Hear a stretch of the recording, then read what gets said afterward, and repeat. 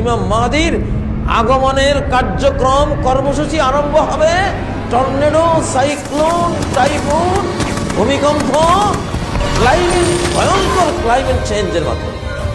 প্রথম দিনই 70,000 হাজি তার কাছে বায়াত নেবেন। কিসের বায়াত? বায়াত আলাল জিহাদ।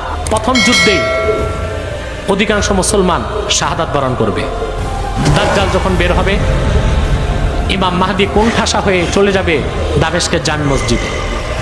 অল্প সংখ্যক মুসলমান তার সাথে থাকবে। তিনি অপেক্ষায় থাকবেন ঈসা রুহুল্লাহ আকাশ থেকে কখন নামবে।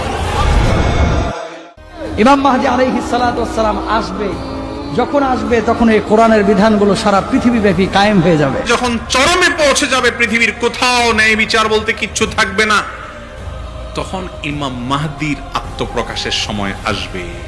রাসূলের রেখে যাওয়া আদর্শের উপরে মানুষদেরকে, সমাজের গুণে ধরা সমাজটাকে বদলিয়ে দেবে। ইমাম মাহদী আসার আগ পর্যন্ত কেউ আমাদেরকে একত্রিত করতে পারবে না। মাহদী আত্মগোপন করতে চাইবে, কিন্তু মুসলমানদের পীড়াপিড়িতে তিনি বলবেন যে হ্যাঁ আমি মাহদী। ইমাম মাহদী কালকেও আসতে পারে, আজকে সংবাদ শুনতে পারে। তখন আমরা ফতোয়া দেব যে না না, ওই ইমাম মেহেদী না, ওই কিছু না, আমরা যাকে থাকো আমাদের কাছে। Facebook, Twitter, YouTube, Google search দিয়ে কে কোথায় ইমাম মাহদী এসেছে এটা খুঁজে বের করা আমার এবং আপনার দায়িত্ব নয়। এই উম্মতের জন্য উম্মতের পুরনো হয়ে যাওয়া, নিস্তেজ হয়ে যাওয়া প্রতিটি সেক্টরকে নবতরভাবে উজ্জীবিত, রিনিউ করার জন্য একদল লোক প্রতি 100 বছরের মাথায় আল্লাহ প্রেরণ করবেন। কে প্রেরণ করবেন? পৃথিবীর বয়স কতদিন, মাহদী কখন আসবেন, ঈসা কখন আসবেন, এগুলো আমাদের চিন্তার বিষয় নয়। আমরা আমাদের সংক্ষিপ্ত জীবনটা মৃত্যুর আগ পর্যন্ত কীভাবে সুন্দর করে গড়ে তুলব, কীভাবে আমাদের এই পৃথিবীটাকে বিপর্যয় মুক্ত শান্তির পৃথিবীকে করে তুলব, মূলত আমাদের দায়িত্ব সেটাই। আল্লাহ তাআলা পবিত্র কুরআনের সূরা জুমআর 4 নম্বর আয়াতে বলেন, وآخرين منهم لما يلحقوا بهم وهو العزيز الحكيم। অর্থাৎ আর তাদেরই মাঝ থেকে অন্যদের প্রতিও তিনি তাকে আবির্ভূত করবেন, যারা এখনও তাদের সাথে মিলিত হয়নি, আর তিনি মহাপরাক্রমশালী ও পরম প্রজ্ঞাময়। এই আয়াতের সাথে সম্পর্কিত একটি হাদিস রয়েছে, যা হযরত আবু হুরায়রা রাদিয়াল্লাহু তাআলা আনহু হতে বর্ণিত। তিনি বলেন যে আমরা হযরত মুহাম্মদ মুস্তাফা সাল্লাল্লাহু আলাইহি ওয়াসাল্লামের পাশে বসেছিলাম, তখন সূরা জুমা নাজিল হয়, এবং এই সূরাতে এই আয়াতটিও ছিল, ওয়া আখরিনা মিনহুম লাম্মা ইয়ালহাকু বিহিম ওয়া হুয়াল আজিজুল হাকিম। তো আমরা জিজ্ঞাসা করলাম, হে আল্লাহ রাসূল, তারা কারা যারা এখনও আমাদের সাথে মিলিত হয় নাই? তো তিনি সাল্লাল্লাহু আলাইহি ওয়াসাল্লাম কোনো উত্তর দেন নাই, এমনকি 3 বার জিজ্ঞাসা করা হলো। ওই সময় আমাদের পাশে হযরত সালমান ফারসিও বসেছিলেন।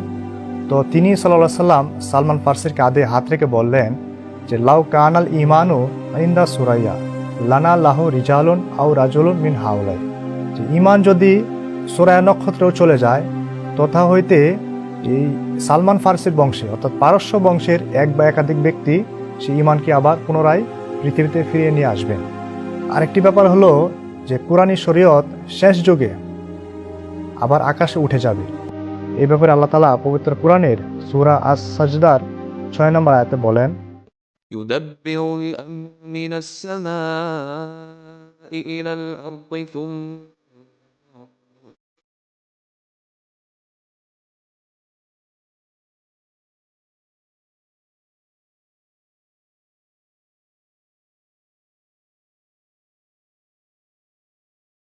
অর্থাৎ তিনি আল্লাহ আকাশ হতে পৃথিবীর দিকে কুরআনী শরীয়ত প্রতিষ্ঠার জন্য ব্যবস্থা পরিচালনা করেন, অতঃপর তা তার দিকে উঠে যাবে একদিনে, যা তোমাদের গণনায় 1000 বছর।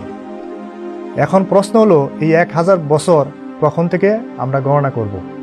এই ব্যাপারে হযরত মুহাম্মদ মুস্তাফা সাল্লাল্লাহু আলাইহি ওয়াসাল্লাম বলেছেন যে খায়রুল কুরুনি কারণী সুম্মাল্লাযিনা ইয়ালুনাহুম সুম্মাল্লাযিনা ইয়ালুনাহুম সুম্মা ইয়াজহারুল কিযব, অর্থাৎ আমার শতাব্দী সর্বোৎকৃষ্ট, তারপর এর সন্নিহিতগণ, তারপর তার সন্নিহিতগণ, অতঃপর মিথ্যার প্রাদুর্ভাব হবে।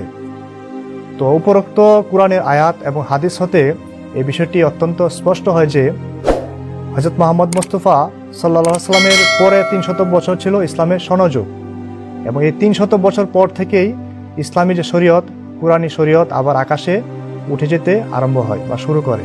300 বছর যুগ 1000, এই 1300 বছর পরে ইসলামী শরীয়ত একেবারে আকাশে উঠে যাওয়ার ব্যাপারে আমরা কুরআন এবং হাদিস থেকে জানতে পারি।